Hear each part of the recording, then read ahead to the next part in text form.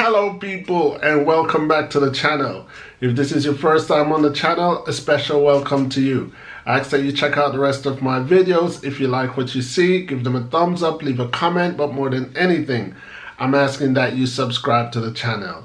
Usually on my channel, I always preach that each one teach one, and this is going to be one of those moments because I really need my subscribers and all my viewers to actually translate something for me, because I was recently watching a news bite out of Jamaica where a brigadier from the Jamaica Defense Force was quoting the numbers of people incarcerated in Jamaica, and to be honest, I am pretty much confused at the number.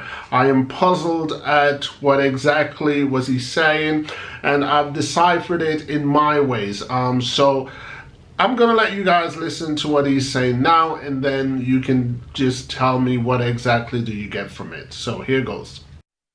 Of the 3,866 persons incarcerated across the island, minors constitute 5.2%. Females 4.7%.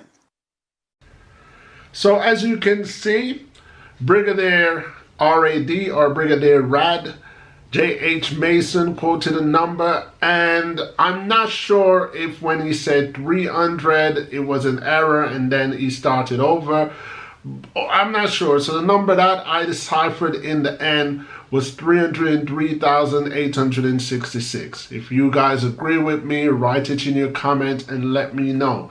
Because the way he said it as 386,066. So I kind of took it that maybe when he said the 300, it was an error, maybe.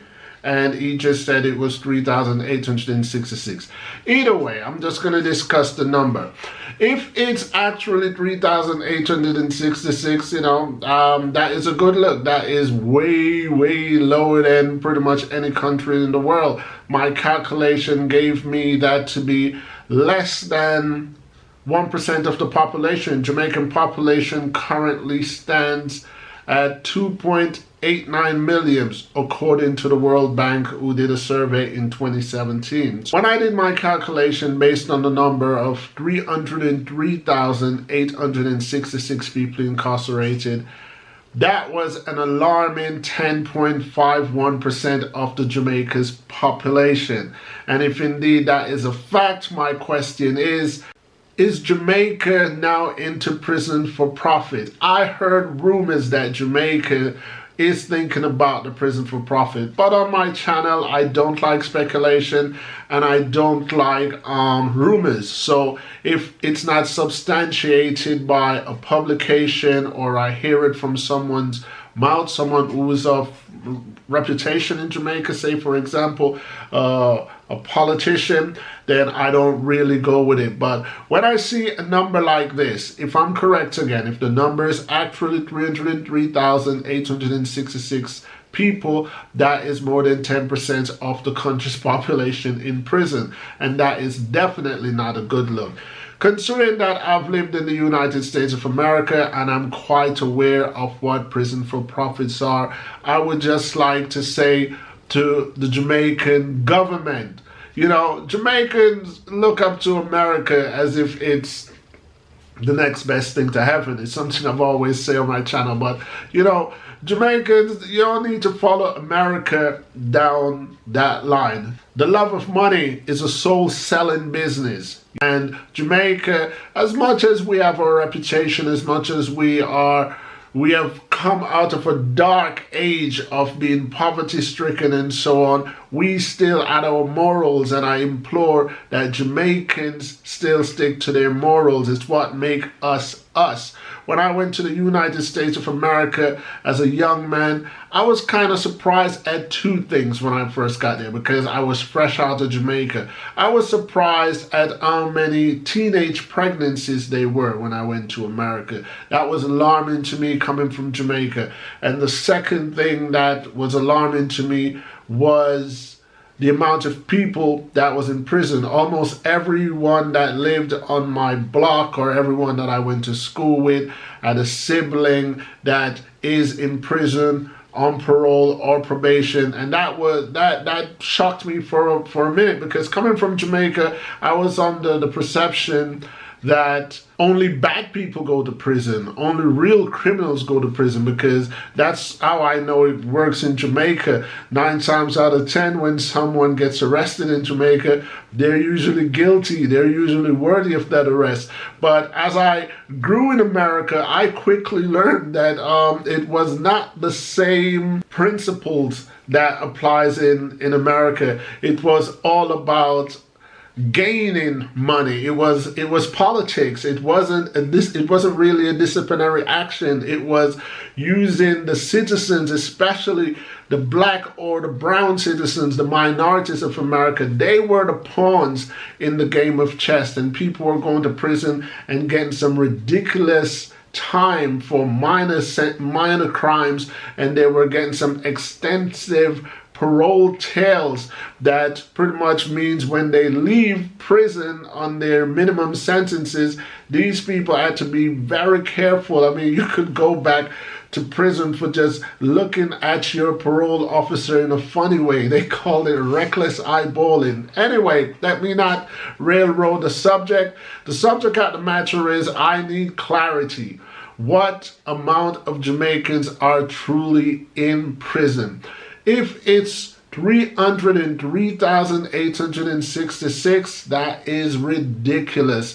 The only plus side of the number that the brigadier read out that sat okay with me was the simple fact that only 10% of the number of incarcerated people apply to minors. So that means teenagers, minors are not overloading the prison population, let's say, as it does in the United States of America. So that was actually a good thing. On another note, if I was asked to suggest what do I think it would take to curtail crime in Jamaica, I would say, 1, the FLA needs to be regulated more as to who it gives gun license to.